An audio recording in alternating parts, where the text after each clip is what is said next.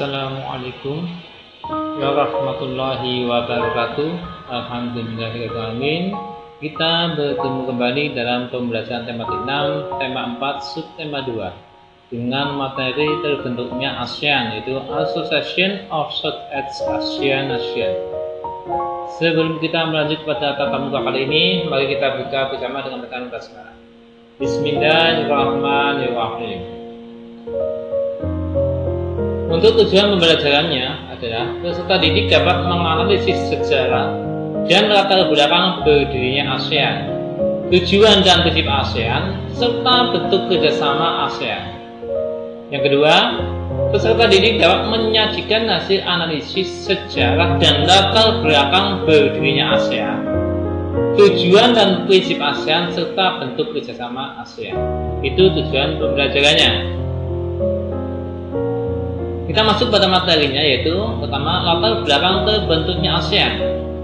Bahwa terbentuknya ASEAN itu dilatar belakangi ada dua faktor.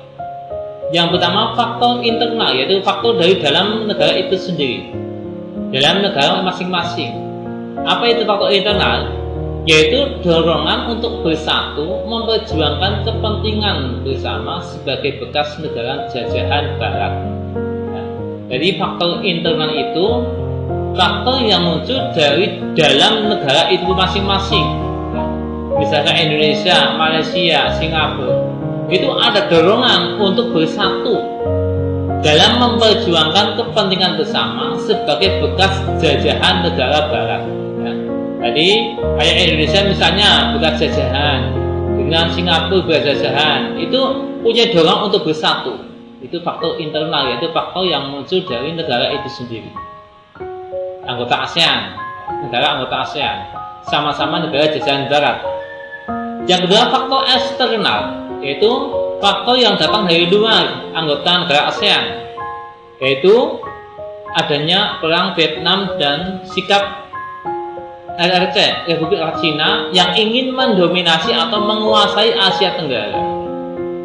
Ini faktor eksternalnya, faktor dari luar negara ASEAN, adanya perang Vietnam dan sikap Republik Rakyat Cina yang ingin menguasai Asia Tenggara. Itu latar belakang terbentuknya ASEAN. Untuk sejarah berdirinya ASEAN itu didirikan pada tanggal 8 Agustus 1967, yaitu melalui Deklarasi Bangkok.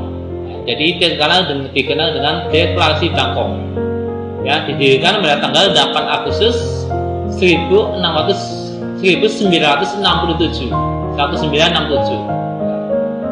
yaitu diprakarsai oleh 5 negara, antara lain Indonesia, Malaysia, Filipina, Singapura, dan Thailand. Di mana? Di Bangkok. Saat itu di Bangkok, ya, didirikannya. Maka dikenal dengan Deklarasi Bangkok. Ya. Yaitu pada tanggal 8 Agustus 1967. Adapun tokoh-tokoh pendiri ASEAN yaitu yang pertama, wakil dari Indonesia Adam Malik, kemudian dari Malaysia Tun Abdul Razak, dari Singapura S. Raja Ratnam, dari Thailand Tanat Khoman, dan dari Filipina Narciso Ramos. Ini tokoh-tokoh pendiri ASEAN dari 5 negara di Asia Tenggara pada tanggal 8 Agustus 1967 di Bangkok, terkenal dengan Deklarasi Bangkok. Ini sejarah sedikit untuk pendirian ASEAN.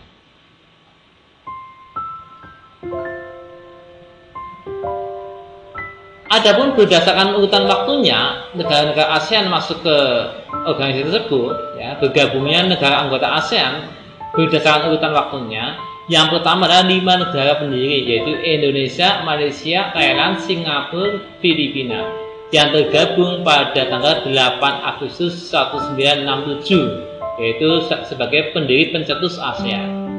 Kemudian disusul oleh Brunei Darussalam yang bergabung pada tanggal 7 Januari 1984. Kemudian Vietnam bergabung pada tanggal 28 Juli 1995.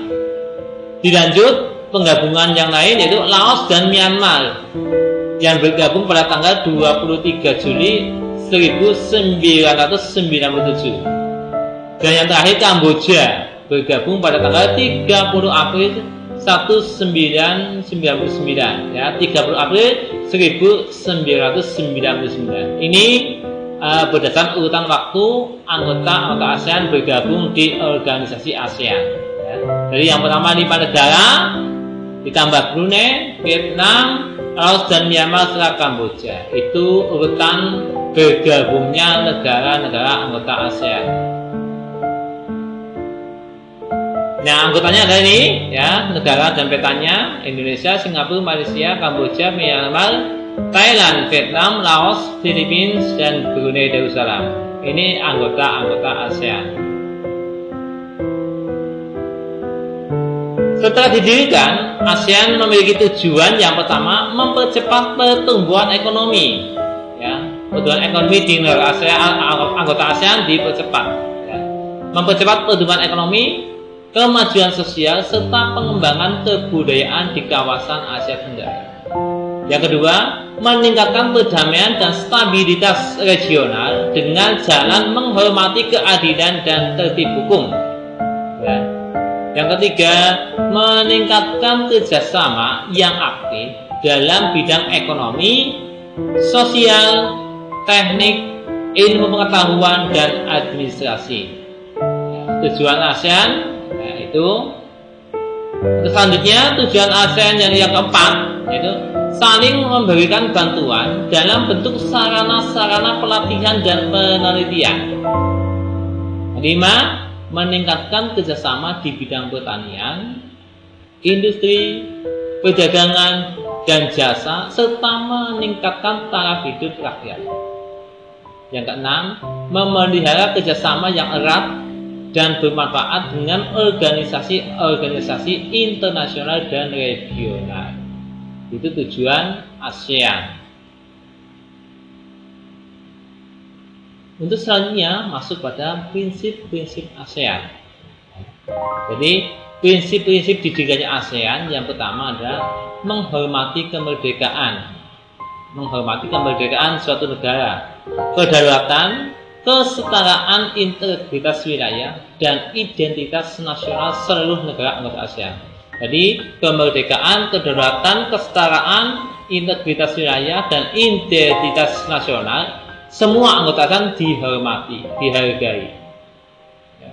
Yang kedua, mengakui hak setiap bangsa untuk penghidupan nasional yang bebas dari campur tangan pihak luar. Jadi hak setiap bangsa untuk penghidupan nasional itu diakui tanpa ada campur tangan pihak yang lain, yang luar, ya, dari luar. Ya, jadi diakui hak setiap bangsa untuk penghidupan nasional, ya, bebas tanpa campur tangan pihak luar. Yang ketiga, tidak mencampuri urusan dalam negeri masing-masing. Jadi antara satu negara anggota ASEAN dengan yang lainnya tidak akan mencampuri urusan dalam negeri masing-masing selama urusan itu tidak berkepentingan dengan organisasi ASEAN. Yang keempat, penyelesaian perbedaan atau perdebatan atau permasalahan atau konflik, ya, itu dilaksanakan dengan damai. Ya. Jadi setiap ada permasalahan, ada perbedaan atau perdebatan, perselisihan antar negara anggota ASEAN diselesaikan dengan damai. Tidak menggunakan ancaman atau kekerasan. Jadi prinsip ini, jadi jika ada perbedaan, perselisihan atau perdebatan, perselisihan antar negara anggota ASEAN, maka diselesaikan dengan damai, tidak menggunakan ancaman atau kekerasan. Dan selanjutnya adalah prinsip kerjasama efektif antara anggota. Jadi selalu kerjasama secara efektif antara satu anggota dengan anggota yang lain di ASEAN. Nah, setelah sampai pada prinsip, maka ada bentuk kerjasama ASEAN. Yang pertama, bentuk kerjasama dalam bidang politik dan keamanan. Salah satunya adalah Deklarasi Kawasan Damai, Bebas dan Netral atau dipendekkan ZOPAN. Ya, ZOPAN itu kependekan dari Zone of Peace, Freedom and Neutrality. Ya. Zone of Peace, Freedom and Neutrality, ya, yaitu kerangka perdamaian dan kerjasama yang tidak hanya terbatas di kawasan Asia Tenggara, tetapi mencakup kawasan Asia Pasifik yang lebih luas. Jadi kawasan damai, bebas dan netral. Ya, ini yang ke satu, kerjasama di bidang politik dan keamanan. Contoh yang kedua yaitu kerjasama di bidang politik dan keamanan di ASEAN, yaitu adanya Treaty of Amity and Cooperation in Southeast Asia. Treaty of Amity and Cooperation in Southeast Asia atau TACS. Ya. Apa itu TACS? Yaitu traktat persahabatan dan kerjasama, merupakan sebuah traktat atau perjanjian persahabatan. Ya. Yaitu perjanjian persahabatan yang bertujuan untuk menciptakan keseimbangan politik dan keamanan di kawasan Asia Tenggara.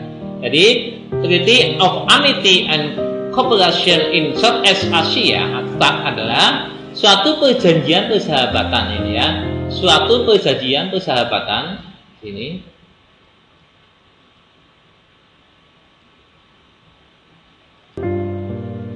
suatu perjanjian persahabatan yang bertujuan untuk menciptakan keseimbangan politik dan keamanan di kawasan Asia Tenggara. Ini yang kedua, contoh kerjasama di bidang politik dan keamanan yang kedua. Yang ketiga, zona bebas senjata nuklir Asia Tenggara, ya, atau CNWFZ, ya, CNWFZ, yaitu zona bebas senjata nuklir Asia Tenggara atau Southeast Asia Nuclear Weapon Free Zone, yaitu sebuah perjanjian persahabatan traktat yang bertujuan untuk mewujudkan kawasan Asia Tenggara yang bebas dari nuklir. Jadi di sini Southeast Asia Nuclear Weapon Free Zone, sebuah traktat yang bertujuan untuk mewujudkan kawasan Asia Tenggara yang bebas dari nuklir. Ini kerjasama contohnya di bidang politik dan keamanan. Untuk selanjutnya, bentuk kerjasama ASEAN di bidang sosial dan budaya. Di antaranya yaitu dalam bidang pembangunan sosial. Jadi bidang pembangunan sosial, ya, bidang sosial ditingkatkan. Ya. Kemudian membantu kaum wanita dan pemuda dalam usaha-usaha pembangunan. Yang ketiga, menanggulangi masalah-masalah perkembangan penduduk dengan bekerja sama dengan badan-badan internasional yang bersangkutan, seperti masalah penduduk, ekonomi, ya, terus sosial. Ini bekerjasama dengan badan-badan internasional. Kemudian keempat, pengembangan sumber daya manusia. Jadi sumber daya manusia khususnya di anggota negara ASEAN dikembangkan, ditingkatkan, ya, sumber dayanya ditingkatkan, ya. Ini bentuk sosial dan budaya. Yang keempat, yang kelima, peningkatan kesejahteraan. Jadi kesejahteraan setiap warga atau negara ASEAN itu akan ditingkatkan. Ini bentuk kerjasama yang kelima. Yang keenam, program peningkatan kesehatan. Nah, ini tentang kesehatan juga ditingkatkan, yaitu tentang makanan dan obat-obatan. Kemudian pertukaran budaya dan seni, juga festival film ASEAN, ya, pertukaran budaya dan seni seperti festival film ASEAN. Dan penandatanganan kesepakatan bersama di bidang pariwisata ASEAN atau ASEAN Tourist Agreements atau ATA, ya, ASEAN Tourist Agreements atau ATA. Yang kesembilan, penyelenggaraan pesta olahraga 2 tahun sekali yang dikenal dengan SEA Games. Ini contoh bentuk kerjasama sosial dan budaya di ASEAN.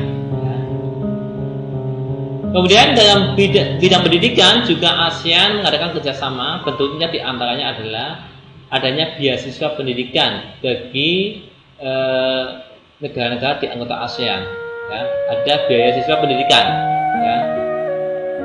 Kemudian pertukaran pelajar atau mahasiswa antar anggota ASEAN, misalnya Indonesia ke Singapura, Singapura ke Malaysia, Malaysia ke Indonesia, ya. Jadi pertukaran mahasiswa atau pelajar. Yang ketiga, ASEAN Council of Teacher Convention, ya. ASEAN Council of Teacher Convention, ya. Jadi perkumpulan guru ya di ASEAN. Ya.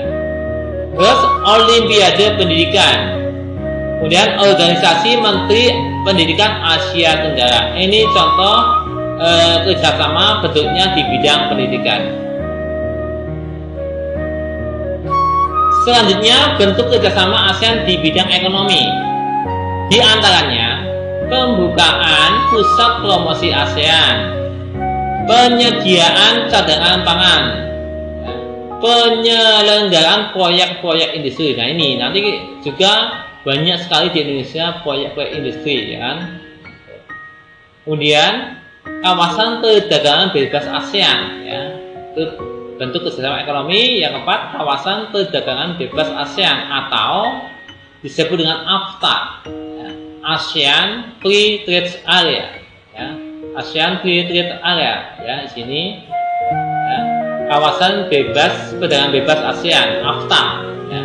Kemudian yang kelima, Kooperasi ASEAN atau ASEAN Cooperative Organization atau ACO, ICO, ya, ICO, Kooperasi ASEAN atau ASEAN Cooperative Organization, ya, ICO, itu bidang ekonomi. Selanjutnya dalam bidang iptek, ilmu pengetahuan dan teknologi, ya, iptek, ilmu pengetahuan dan teknologi. Bentuk kerjasama ASEAN dalam bidang iptek diantaranya Biotrop, ya, atau Regional Center of Tropical Biology, ya, yaitu pusat penelitian untuk biologi di Bogor, ya. Kemudian KETSAM, Regional Center of Education in Science and Mathematics, ya, Regional Center for Education in Science and Mathematics, atau pusat penelitian pendidikan ilmu pengetahuan dan matematika yang ada di Penang, Malaysia. Kemudian RC, Regional English Language Center, ya, atau pusat pendidikan bahasa Inggris di Singapura. Kemudian SERCA, ya, Regional Center of Graduate Study and Research in Agriculture, ya, atau lembaga penelitian dan pengkajian pertanian di Los Banos, ya. Ini contoh kerjasama di bidang ilmu pengetahuan dan teknologi, ya. Itu bentuk-bentuk kerjasama ASEAN setelah didirikan, ya. Kemudian dibentuk suatu kerjasama dalam bidang politik, politik dan keamanan, sosial budaya, pendidikan dan ilmu pengetahuan serta teknologi, ya.